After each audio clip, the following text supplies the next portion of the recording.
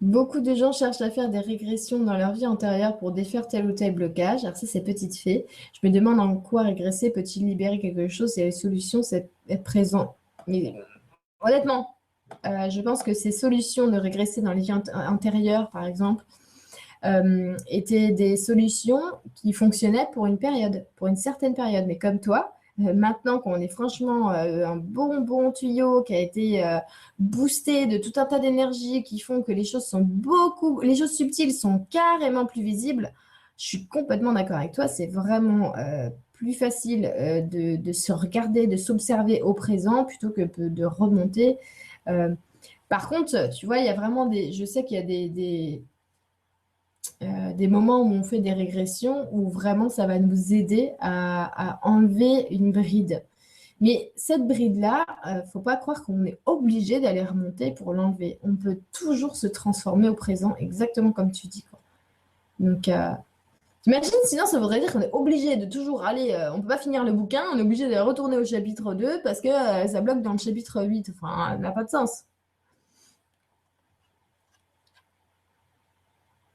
Alors,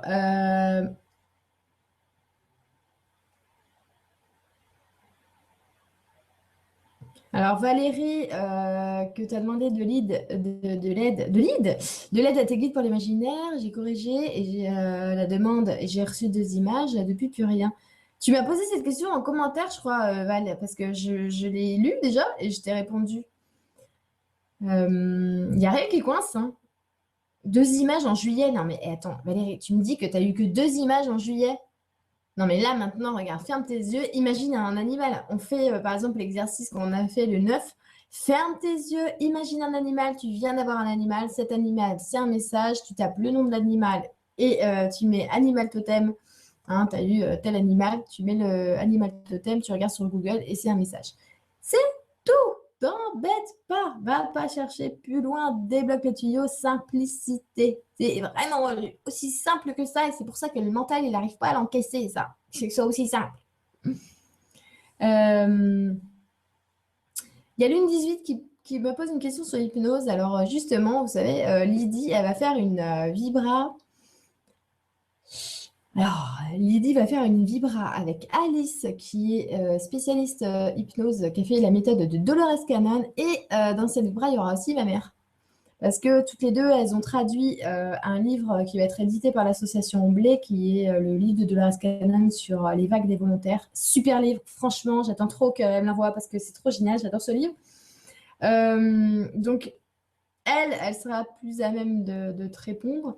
Moi, personnellement, ce que je pense de l'hypnose, c'est que certains sont, comment dire, pour certains, ça va être une solution juste, mais honnêtement, je ne me verrais pas moi faire ça. Parce que